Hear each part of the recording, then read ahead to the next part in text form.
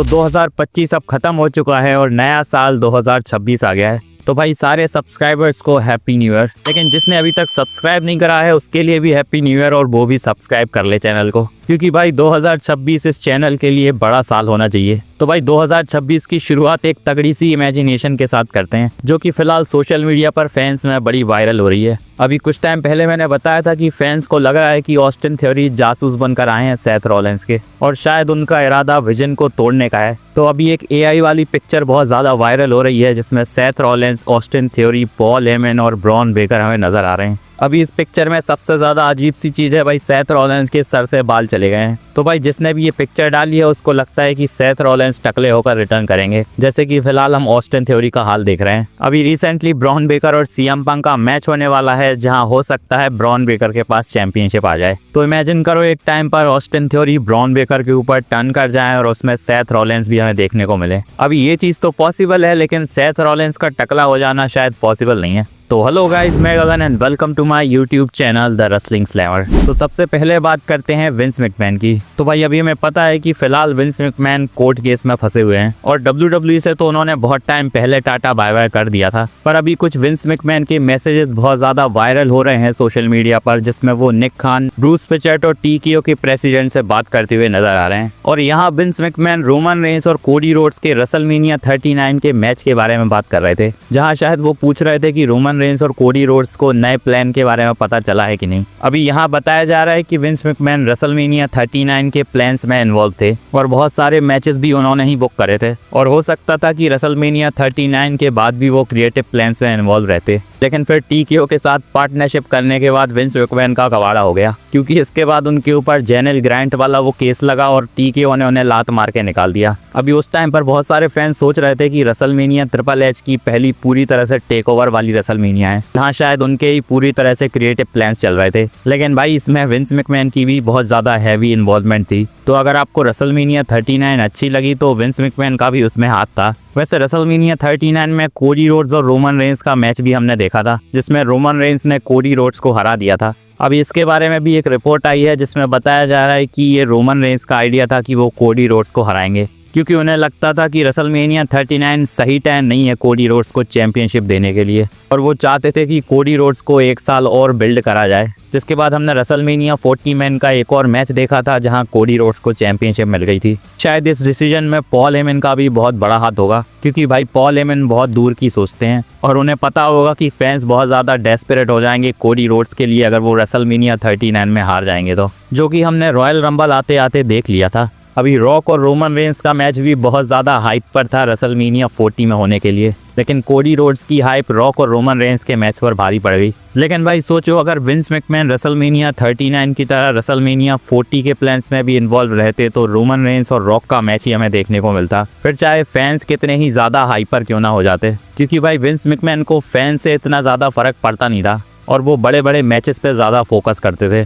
चलिए अब बात करते हैं कुछ रिटर्न की, जो कि हमें जनवरी मंथ में देखने को मिलने वाले हैं। क्रिस जेरिको का रिटर्न तो बहुत ज़्यादा रूमर में चल ही रहा है कि जनवरी 5 को वो हमें रिटर्न करते हुए नज़र आ सकते हैं। लेकिन भाई जनवरी 5 को शायद एक और रिटर्न हो सकता है, जो कि LA नाइट का होगा। अभी कुछ टाइम पहले ही हमने LA नाइट का एक खतरनाक सा इंजरी एंगल देखा था, जहां कार के ऊपर उन्हें सुनामी मारी गई थी, और ये इसीलिए करा गया था ताकि थोड़े टाइम के लिए उन्हें टाइम ऑफ दिया जा सके। तो भाई फाइटफुल की रिपोर्ट के हिसाब से जनवरी 5 को हमें LA नाइट का भी रिटर्न देखने को मिल सकता है। अभी शायद LA नाइट ब्रॉन बेकर और CM पंक के मैच में इन्वॉल्व भी हो सकते हैं, क्योंकि भाई ब्रॉन बेकर के साइड बहुत सारे बंदे होने वाले हैं, तो CM पंक को भी मदद की ज़रूरत पड़ेगी। अभी LA नाइट के साथ साथ चैट गेबल भी जनवरी मंथ में रिटर्न करेंगे, लेकिन उनका रिटर्न हमें शायद रॉयल रंबल तक देखने को मिल सकता है। और भाई चैट गेबल के आने के बाद इंटरेस्टिंग सी सिचुएशन हो जाएगी, क्योंकि फिलहाल WWE में बहुत सारे एल ग्रांडे अमेरिकानोस आ चुके हैं, लेकिन भाई ओरिजिनल वाले तो चैट गेबल ही हैं, तो उनके वापस लौटने के बाद बहुत सारी प्रॉब्लम्स होने वाली हैं।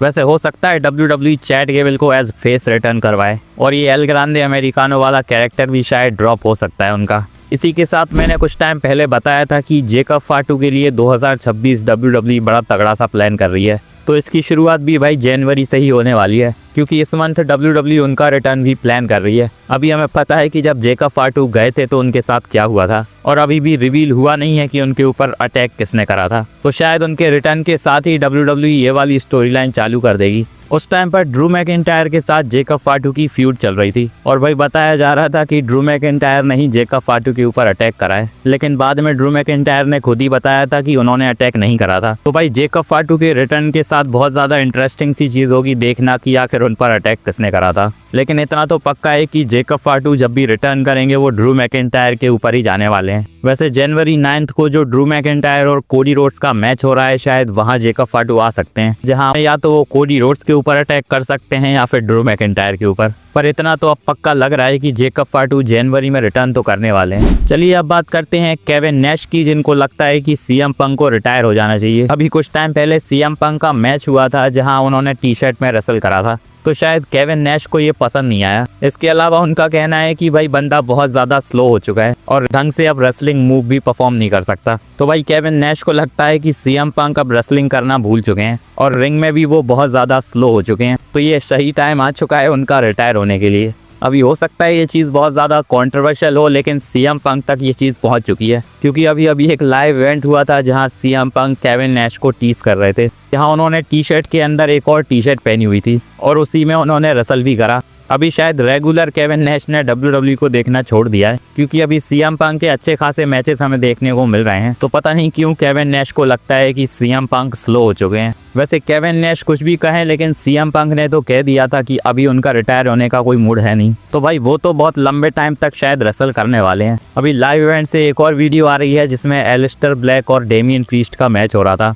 इस मैच में ज़ेलिना वेगा भी इंटरफेयर करने की कोशिश कर रही थी, जिसके बाद भाई रेफरी का हमें एक तगड़ा सा खतरनाक रिएक्शन देखने को मिलता है और ये कोई फीमेल रेफरी थी। अभी ऐसी चीज़ें WWE लाइव नहीं दिखाती, लेकिन लाइव इवेंट्स में हमें बहुत सारी ऐसी अतरंगी चीज़ें देखने को मिलती हैं। वैसे इन हाउस शो से एक और रिपोर्ट आ रही है जिसमें बताया जा रहा है कि मिचिन इंजर्ड हो गई हैं और उन्हें शोल्डर इंजरी हुई है। अभी फ़िलहाल पता नहीं है कि ये कितनी सीरियस होने वाली है, लेकिन कुछ टाइम के लिए तो मिचिन WWE से बाहर रहेंगी। वैसे मिचिन का मैच भी होने वाला था स्मैकडाउन में जेड कारिल के साथ और शायद वो मैच भी कैंसिल होने वाला है। अभी वैसे इंजरी की बात कर रहे हैं तो कुछ टाइम पहले शेमस भी इंजर्ड हो गए थे। तो भाई अभी फाइटफुल सेलेक्ट की एक रिपोर्ट आई है जिसमें बताया जा रहा है कि शेमस की सक्सेसफुल सर्जरी हो गई है और अब वो रिकवरी मोड पर जाने वाले हैं। फिलहाल पता नहीं है उनके रिटर्न की टाइमलाइन क्या होने वाली है, लेकिन बहुत लंबे टाइम तक शायद वो WWE से दूर रहेंगे। चलिए अब बात करते हैं एक और इंजरी की, जो कि शायद डोमिनिक मिस्टीरियो को हो गई थी। कल की रॉ में हमें डोमिनिक मिस्टीरियो तो देखने को नहीं मिले, लेकिन उनके बारे में अपडेट दी जा रही थी और बताया जा रहा था कि कुछ टाइम के लिए डोमिनिक मिस्टीरियो WWE से गायब रहेंगे। अभी ये डोमिनिक मिस्टीरियो के WWE से गायब होने का रीज़न है उनकी शोल्डर इंजरी, जो कि उन्हें लास्ट वीक AAA के एक इवेंट में रेसल करने के बाद हुई थी। लास्ट वीक वैसे रॉ में हमें डोमिनिक मिस्टीरियो देखने को मिले थे, लेकिन वो टेप्ड रॉ थी, जो कि उनकी इंजरी से पहले हो गई थी। वैसे ये इंजरी डोमिनिक मिस्टीरियो की ज़्यादा सीरियस नहीं होने वाली, क्योंकि बताया जा रहा है कि उन्हें सर्जरी की ज़रूरत नहीं है और 2-3 हफ्ते बाद वो रिटर्न कर लेंगे, जो कि भाई बहुत ज़्यादा अच्छी सी बात है, क्योंकि फ़िलहाल जजमेंट डे में डोमिनिक मिस्टीरियो की बहुत ज़्यादा ज़रूरत है। और फिलहाल तो भाई बंदा 2 टाइटल भी होल्ड कर रहा है, इसमें से एक WWE का ही टाइटल है। अभी लग तो नहीं रहा है कि WWE रिलिंक्विश करवाने वाली है टाइटल्स को। चलिए अब बात करते हैं एक बहुत बड़े ड्रीम मैच की, जो कि हमें रेसलमेनिया 42 में देखने को मिल सकता है।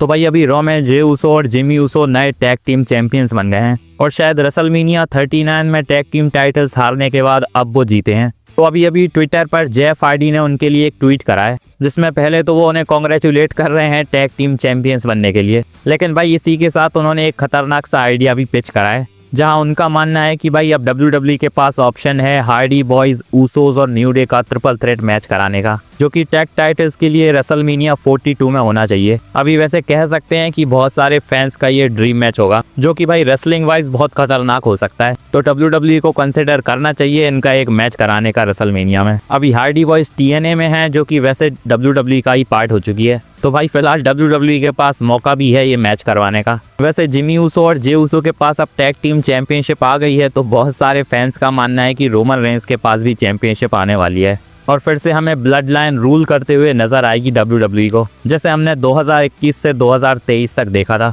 जहां ऊसोस के पास टैग टीम टाइटल्स थे और Roman Reigns world title hold कर रहे थे। अभी ये चीज़ रियल होने वाली है 2026 में, ये तो नहीं पता है, लेकिन भाई होनी तो चाहिए। देखते हैं रोमन रेंस वर्ल्ड टाइटल के लिए वापस आएंगे या फिर WWE की अनडिस्प्यूटेड चैंपियनशिप के लिए। कमेंट में बताओ आपको क्या लगता है। बाकी मेरी ये वीडियो अच्छी लगी हो तो इसे लाइक और चैनल को सब्सक्राइब करना मत भूलना और बेल आइकन को भी दबा देना, ताकि मेरी वीडियोस की अपडेट आप तक पहुंचती रहे। मिलते हैं नेक्स्ट वीडियो में, धन्यवाद।